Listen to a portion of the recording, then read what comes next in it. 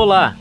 Está começando mais uma videoaula e hoje vamos falar da importância da fauna no meio ambiente e sociedade. Vamos começar? O termo fauna se refere a toda a vida animal de um ecossistema. Os animais são essenciais na manutenção de qualquer ecossistema equilibrado. A fauna tem sido alvo de grande preocupação para os ambientalistas, pesquisadores, governantes, uma vez que a falta de proteção dos animais leva a graves desequilíbrios da natureza. Sem animais suficientes para manter o equilíbrio natural do ecossistema, todos os demais elementos da natureza também ficam desequilibrados. Você sabia que o tipo de fauna está relacionado à flora local? Cada animal precisa de diferentes elementos naturais para sobreviver. Esse conjunto de elementos é chamado de habitat natural. Portanto, a fauna é classificada de acordo com sua flora. A fauna é um dos elementos mais importantes da natureza. A enorme biodiversidade que existe no ecossistema brasileiro é uma referência para o mundo. Um exemplo disso está nas espécies de peixes. Existem 3 vezes mais espécies de peixes de água doce no Brasil do que em qualquer parte do planeta. O Brasil é o país com mais espécies de aves na América do Sul e com a 3ª maior quantidade de espécies de mamíferos do mundo.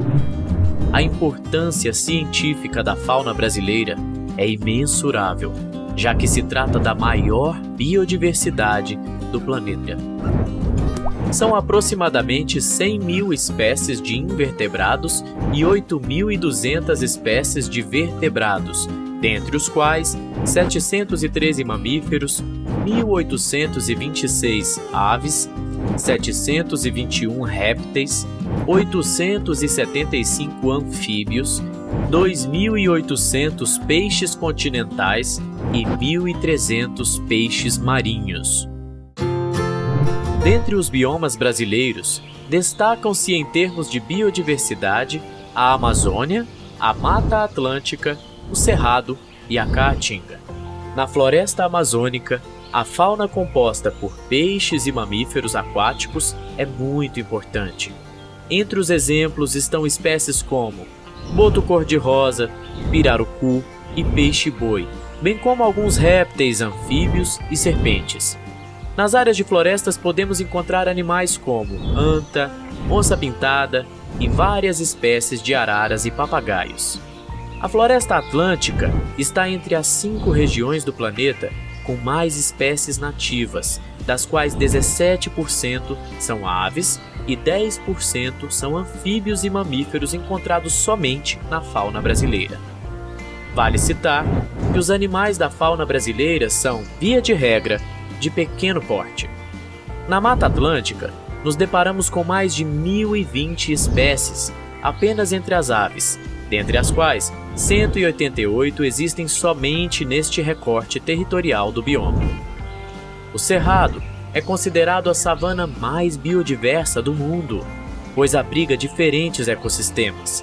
A fauna do Cerrado é riquíssima e conta com diversas espécies de mamíferos, aves, répteis, anfíbios, peixes e insetos, sendo que muitas delas são endêmicas, ou seja, só existem no local onde habitam.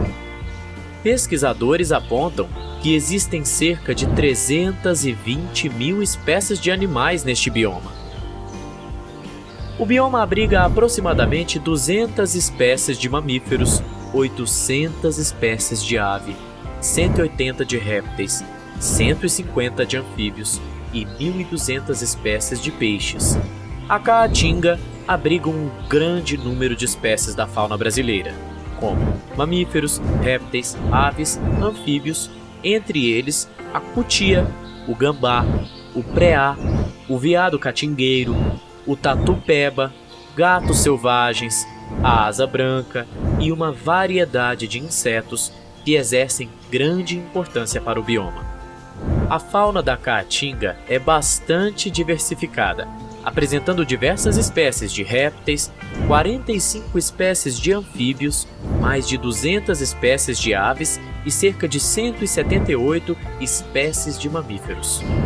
Ao longo de milhões de anos, uma relação harmoniosa e interativa foi estabelecida entre plantas e animais para depender uns dos outros, para sobreviver e manter o equilíbrio e manutenção da floresta. É o caso dos animais dispersores. Trata-se de uma interação ecológica, na qual eles se alimentam de frutos e acabam transportando as sementes para locais mais favoráveis, aumentando as chances de sobrevivência de determinadas plantas nativas. Acredita-se que entre 50% e 90% das árvores de florestas tropicais necessitam de animais para dispersar suas sementes. Além disso, existem os animais polinizadores. As abelhas e os morcegos são bons exemplos de animais que fazem polinização, que é o transporte de pólen da região masculina da planta para a parte feminina, essencial para a perpetuação dessas espécies. As abelhas merecem destaque por polinizar mais espécies que qualquer outro ser vivo. Acredita-se que a abelha seja responsável pela polinização de 73% das espécies cultivadas no mundo. A polinização por morcegos é chamada de quiropterofilia. Nesse caso, é comum que as flores apresentem grande quantidade de néctar e que a coloração seja pouco vistosa. Geralmente, possuem cheiros fortes e abrem-se à noite. O desmatamento, a caça predatória e a fragmentação do habitat interrompem esses ciclos tão importantes. Exemplo disso é a ameaça nos fragmentos florestais de plantas com sementes grandes. Isto porque são poucos os animais que conseguem dispersar esse tipo de semente, dentre eles a anta, animal sistematicamente caçado. A ação humana gera desequilíbrios, às vezes irreparáveis. Por isso, é preciso conscientizar as pessoas sobre suas ações e consequências. Outra função essencial da fauna é o controle biológico. Todo animal tem seu predador, e isso faz parte do processo natural do equilíbrio biológico. A ausência de um predador pode gerar um desequilíbrio de várias espécies. Um exemplo real de como isso funciona. Uma queimada fora de controle eliminou os tamanduás de uma região. A ausência desse predador causou um desequilíbrio ambiental da cadeia alimentar, causando um aumento da população de formigas, que, por sua vez, acabaram consumindo uma grande quantidade de recursos de uma extensa área, se alimentando de folhas e frutos, causando um desequilíbrio naquela região. Os controladores biológicos podem ser definidos de 3 maneiras. Parasitoides, seres vivos que, para completar seu ciclo de vida, parasitam outros seres, impossibilitando-os de chegar à fase reprodutiva. Predadores, durante todo o seu ciclo de vida, ou parcialmente, são organismos livres que buscam ativamente e se alimentam de suas presas. Patogênicos, são organismos microscópicos que podem se multiplicar no organismo do seu hospedeiro, podendo causar infecções e outras complicações. Uma vez que os mercados internacionais e domésticos exigem fortes alternativas ao controle epidemiológico com o uso de defensivos agrícolas, o uso de controle biológico é uma alternativa promissora. O Brasil usa cerca de 260 mil toneladas de defensivos agrícolas em lavouras a cada ano, e o consumo desses produtos no país aumentou 60% na última década. O controle biológico não é apenas uma opção ecologicamente correta, mas também economicamente viável. Outro problema sério a ser enfrentado é a manutenção dos animais de topo da cadeia alimentar dos seus ecossistemas. Eles são responsáveis pelo controle populacional de algumas espécies e sua caça ilegal tem causado uma série de problemas populacionais, ou seja, o desequilíbrio da fauna. Exemplos disso são o javali, espécie exótica introduzida no país na década de 1960, e o javaporco, espécie híbrida, gerada pelo cruzamento de javali e porco doméstico. Pelo manejo inadequado, esses animais exóticos têm causado grandes estragos, tanto para a fauna quanto para a flora. Assim, normas e programas para o adequado manejo desses animais invasores foram estabelecidos pelos órgãos federais, IBAMA, MMA e MAPA. No entanto, a introdução de espécies nativas no ambiente natural pode ser uma alternativa necessária, por exemplo, para o revigoramento da população de animais existente, visando aumentar o número de indivíduos e variabilidade genética, ou para a reintrodução de animais extintos de local de ocorrência histórica. Este tipo de manejo é o que denominamos refaunação. Exemplos: mutum de Alagoas, mutum do Sudeste, bicudos no Triângulo Mineiro, canindé, jabuti, paca e anta no Rio de Janeiro, etc. Um excelente exemplo de reintrodução de animais extintos em seu ecossistema original, que hoje denominamos refaunação, são dos lobos extintos no Parque Yellowstone, nos Estados Unidos. Caçados impiedosamente por suas peles e má reputação, os lobos foram extintos e ficaram ausentes por 70 anos. Sem os lobos, as populações de veados, cervos, alces e gamos cresceram sem controle e houve significativa redução da vegetação dos campos e vales, que por sua vez impactou sobremaneira os rios da região. Os lobos foram reintroduzidos no seu ecossistema natural e, com o tempo, seus comportamentos influenciaram o de outras espécies da cadeia trófica, reconstituindo ecossistemas e nichos ecológicos.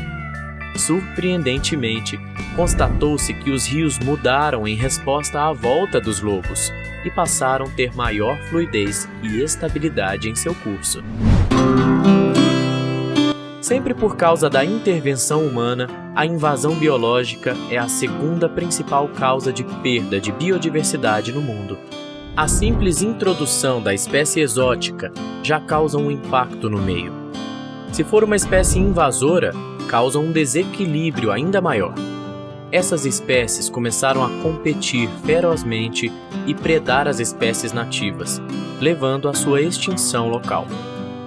A invasão biológica afeta o meio ambiente e pode causar perdas econômicas. No Brasil, uma das principais causas de invasão biológica ocorre pelo descarte irregular de peixes ornamentais, o que pode causar grave desequilíbrio ecológico. Uma forma involuntária de causar esses desequilíbrios é o descarte de água de lastro dos navios.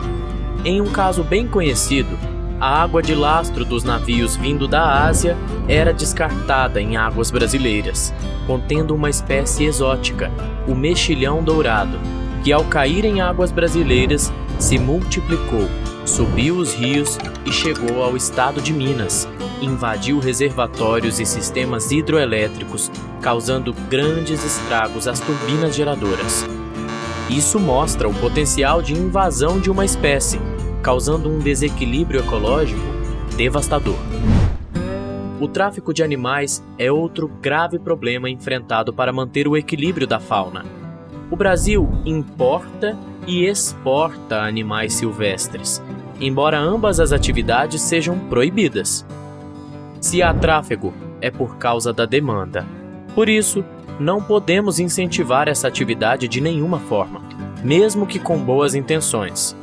Todos os anos, os traficantes retiram milhões de animais silvestres da floresta e apenas 10% chegam vivos ao destino final. Em caso de compra, venda ou transporte ilegal de animais silvestres brasileiros, a denúncia pode ser feita à Rede Nacional contra o Tráfico de Animais Silvestres e pela linha verde do IBAMA, através do número 0800 61 80 80, à Polícia Militar de Meio Ambiente, ou mesmo ao Disque Denúncia, no número 181. Em caso de criação de um animal silvestre, nativo ou exótico, é possível realizar a entrega voluntária nas instituições que recebem e tratam animais silvestres. Este processo de entrega isenta a pessoa de ação penal caso o animal não seja legalizado.